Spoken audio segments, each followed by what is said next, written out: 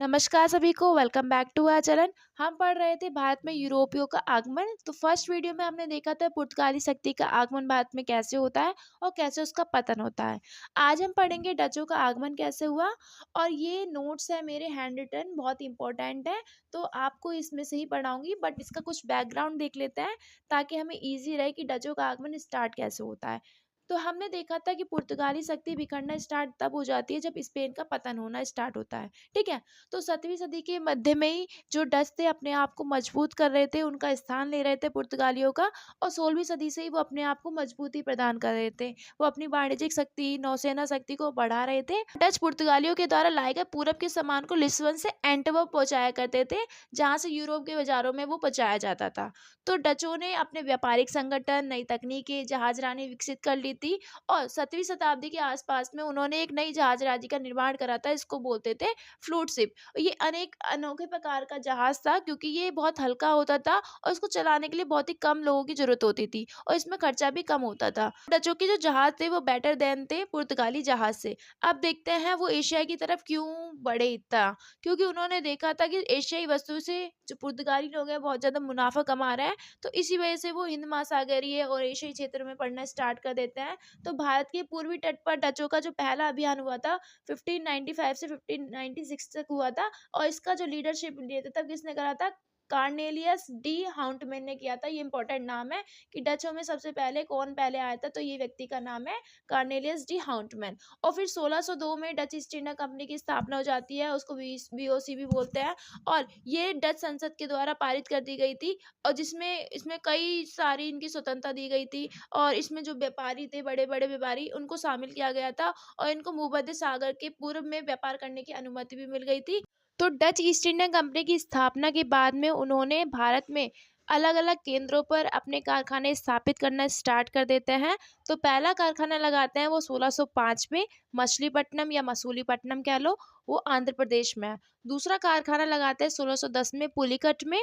और पुलिकट जो था डच का मुख्यालय बन गया था। यहाँ पर एक किले का निर्माण किया गया था जिसको कोलिंट्रिया का किला बोलते हैं। और इसमें किलाबंदी भी की गई थी। एकमात्र ये किला था जिसमें किलाबंदी की गई थी, बाकी कोई भी किलों में किलाबंदी नहीं की गई थी।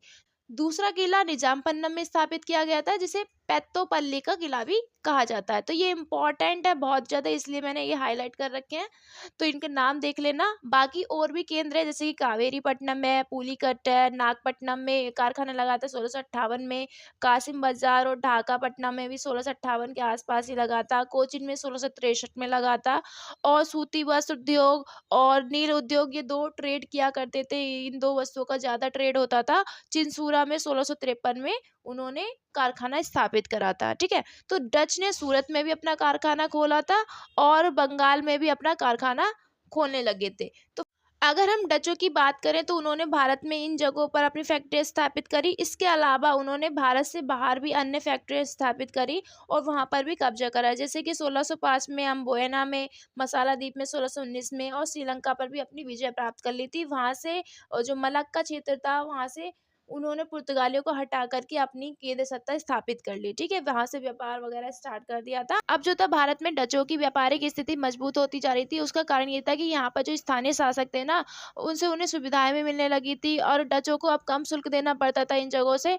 और कोचिन में जो मुठ्ठा शासन था वहां पर उन्हें व्यापारिक सुविधाएं प्रदान करी उन्हें। और उनको एक जो इस क्षेत्र में उन्हें काली मिर्च के व्यापार पर एकाधिकार भी प्राप्त हो गया था। और जो उत्तर और दक्षिण कोरोमंडल में था उन्हें अब चुंगी यानी कि कर से रियायत मिल गई थी। और वस्त्र जो व्यापार होता था उन पर मोहर शुल्क से मुक्त कर दिया, यानी कि अब उन्हें कोई भी शुल्क वगैरह नहीं देना पड़ता था मोहरों के रूप में। ठीक है। तो इस टाइप से उनका पकड़ जो थी मजबूत होती चली गई।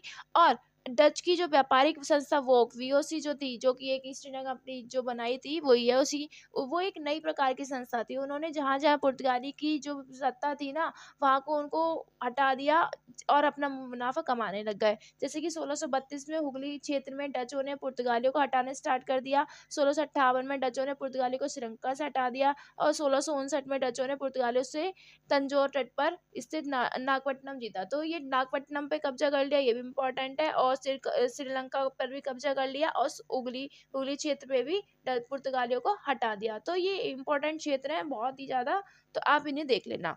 ठीक है। तो ऐसे करके जो डच है वो काली मिर्च और जो मसाले थे उनके प्रति रुचि रखते थे ज़्यादातर, क्योंकि मसालों का ज़्यादा व्यापार करते थे और ये मसाले मुख्यतः कहाँ से मिलते थे उन्हें? इंडोनेशिया से मिलते थे। तो डचों का मुख्य केंद्र जो था इंडोनेशिया ही था। उन्होंने कोरोमंडल से भारतीय वस्त्रों को दक्षिण पूर्व एशिया में ला करके भारी मुनाफा भी कमाया था। डचों के व्यापारिक केंद्रों में मसूलीपट्टनम और सूरत से नील का व्यापार होता था, आगरा से नील, बड़ौद से वस्त्र और बंगाल से सूती वस्त्र, सोरा, अफीम, ये सारी चीजें होती थी। और इंडोनेशिया से काली मिर्च का व्यापार होता था। ठीक है। और इन्होंने एक पैगोडा नाम के सिक्के भी चलाए थे, जो कि एक स्वर्ण सिक्के थे। ठीक है।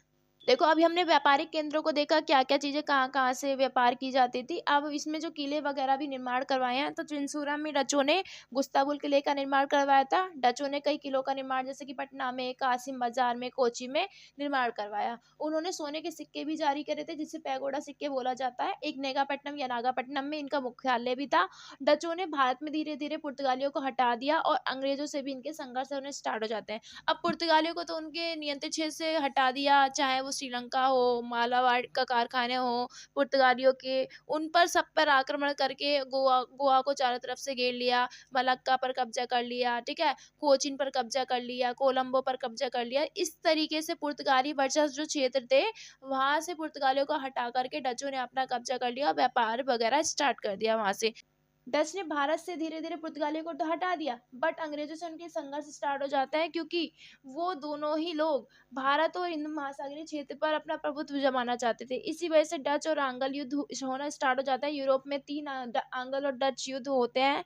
और डच तब कमजोर होना स्टार्ट हो जाता है जब 1717 में अंग्रेजों को मुगल से व्यापारिक फरमान की इजाजत मिल जाती है। ठीक है। तो तीसरा आंग्ल जो डच युद्ध हुआ था 1672 से 1674 के बीच में हुआ था। और सूरत और जो बॉम्बे में अंग्रेजों की नई नई बस्तियों के बीच में जो धीरे धीरे उसको ध्वस्त कर दिया गया था इसमें। और इसमें बंगाल में 2-3 अंग्रेजी जहाजों पर भी कब्जा कर लिया था। 1659 में, जो कि बेदरा का युद्ध है, इसमें अंग्रेजों ने डचों को पूरी तरह से हरा दिया गया था। इसे चिंसुरा की लड़ाई भी बोलते हैं।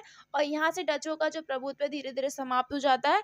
अब आती है उभर कर के शक्ति भारत में अंग्रेजी शासन। ठीक है। अभी तक हमने देखा डच और आंग्ल संघर्ष। अब देखते हैं भारत में डचों का पतन होता कैसे है। अगर शुरू की बात करें तो 3 शताब्दियों तक इन्होंने पूर्व के क्षेत्रों में अपना अधिकार रखा डचों ने।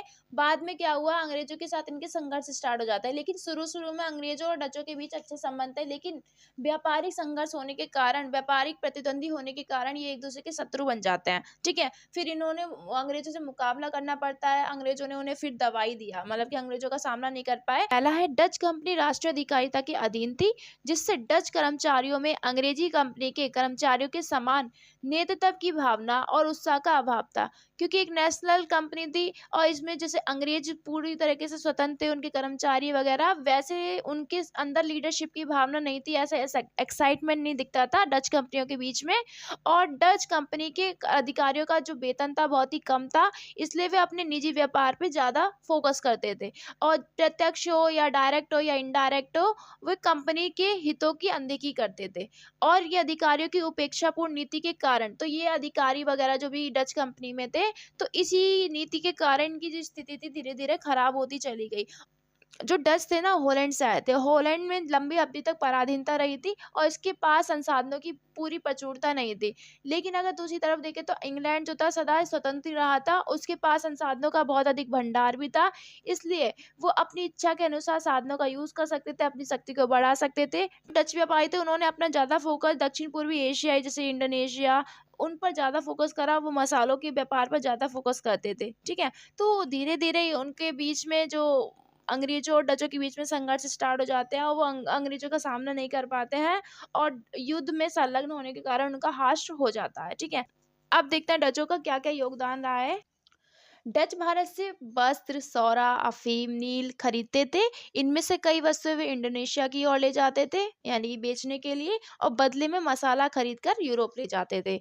और कोरोमंडल व मलक्का का व्यापारिक संबंध बढ़ गया था। डचों ने कासिम बाजार में एक रेशम उद्योग केंद्र भी स्थापित किया था। तो ये इनका योगदान रहा है पूरे भारत में। हमारा टॉपिक डच वाला पूरा फिनिश हो गया है। हमने हर एक पॉइंट डिस्कस कर लिया है। ये छोटा ही टॉपिक था। अभी तक हमने पुर्तगाली और डच देखे, उसके बाद में ईस्ट इंडिया कंपनी आ जाती है। लेकिन उसी बीच में एक छोटी-सी कंपनी है डेनिश कंपनी, उसको पहले पढ़ लेते हैं क्योंकि ब्रिटिश ईस्ट इंडिया कंपनी बहुत ज़्यादा लंबी है, उसका पूरा टाइम पीरियड पढ़ना है हमें, तो वो उसको बाद में थोड़ा-सा डिस्कस करेंगे एक अलग टॉपिक में। तो छोटी-सी कंपनी है, वो पढ़ लेते हैं पहले। तो डेनिश जो कंपनी थी, इसकी स्थापना 1616 में हुई। इसका पहला कारखाना त्रावणकोर में तमिलनाडु के शहर में खोला गया था।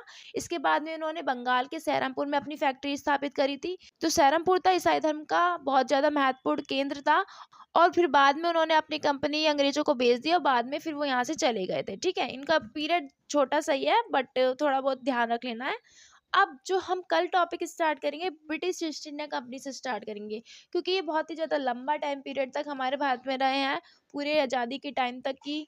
तो इसलिए हम ये टॉपिक कल से स्टार्ट करेंगे एक स्पेसिफिक वीडियो के साथ में। तो मिलते हैं कल, तब तक के लिए नमस्कार। अगर आपको कोई भी डाउट हो तो please do let me know in the comment section. अगर कोई मिस्टेक हो गई हो तो उसके लिए क्षमा चाहती हूँ, क्योंकि पढ़ाते-पढ़ाते कभी कभी ध्यान नहीं रहता है। बाकी अगर कोई भी आपको टॉपिक पर वीडियो चाहिए, please let me know in the comment section. Till then have a great day, great journey.